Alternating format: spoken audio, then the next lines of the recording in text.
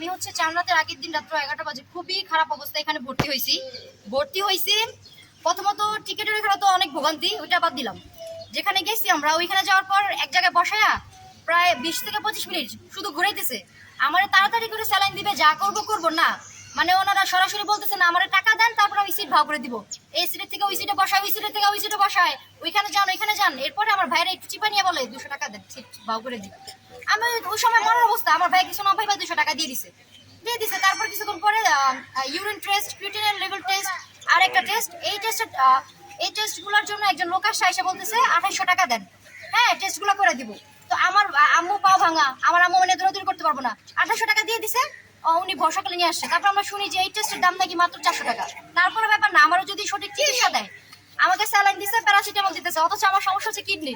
আমরা বলতেছি আমার কিডনি কি সমস্যা, ডাক্তার আসছে একদিন, আমি বলতেছি আমার কিডনি কি সমস্যা, বলতেছে আপনার হচ্ছে হর্ষ কিডনি।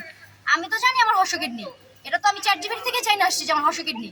5 দিন আমি এখানে, 5 দিন আমাকে একটা ডাক্তার একই কথা বলতেছে আপনার হর্ষ কিডনি। আর ঈদের দিন সকালে আসছে, তারপরে যে আজকে সকালে আসছে, এই মাঝখানে আর আসে নাই। ওনারা নাকি ছুটিতে বেড়াইতে গেছে, ওনাদের ঈদ আছে, ওনাদেরও সব আছে, মামলা আছে, আমরা রুগীরা মরে যাবো, ব্যাপার না। হ্যাঁ, এর মাঝখান দিয়ে যে নার্সগুলো এত বাজে ব্যবহার করতেছে।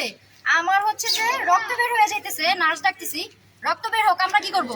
আমার স্যালাইন শেষ, বন্ধ করে বসে থাকেন, আমরা কি করব? আমি বমি করতেছি, মরে আমার কাছে আইসা বলতেছে, আমার আমাকে বলতেছে ও কি মরছে? ও তো মরে নাই, আমরা ভাত খাবো, তারপর ওরে আমরা ইনজেকশন দিব। ইনজেকশন স্টকে ভরা, আমার আম্মুরা ইনজেকশন কিনে আনছে, কি বলে ইনজেকশন কিনে আনলে গর্জ থাকবে, হ্যাঁ বারবার ইনজেকশন চাবে না। তারপরে এই যে এই জিনিসটা, এটার নাম কি জানি না, খুব সম্ভবত স্যালাইন সেট এটার নাম।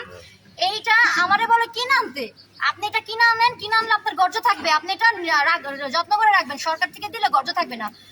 আমি যে 5 দিন ধরে আসছি, আমার বালিশের কভারটা চেঞ্জ করে দিল না, আমার যে বেডটা চেঞ্জ করে দিল না। আমি একজন রুগী, আমার সাথে যে রুগীগুলোর বেডও দেয় না, বালিশও দেয় না। আমি ওয়াশরুমে গেছি, আমার হচ্ছে যে স্যালাইনটা নিয়ে গেছি, আমার স্যালাইন রাখার স্ট্যান্ড, আমার বালিশ, চাদর নিয়ে গেছে আরেক জায়গায়, আয়সা দেখি কিছু নাই। আমি তো রুগী, সিস্টারকে বলছে, সিস্টার বলতেছে দাঁড়ায় থাকেন, কিছু করবো কি বলবো, আপনি আমার চাকরি খেতে পারবেন, চাকরি খেয়ে দেখান। তারপর আমি বাধ্য হয়ে ভিডিও করছি। আর কি সুন্দর দৃশ্য দেখতেছি, রুগী আসতেছে, আমি ভিডিও দেখাবো, আমার কাছে ভিডিও আছে, রুগী ছটফট করতেছে, ওনারা বলতেছে টাকা দেন, এভাবে টাকা গুনতেছে। হ্যাঁ, টাকা একজন আরেকজন গুনতেছে, দিতেছে, হ্যাঁ ভাগ করে নিতেছে 3 জন।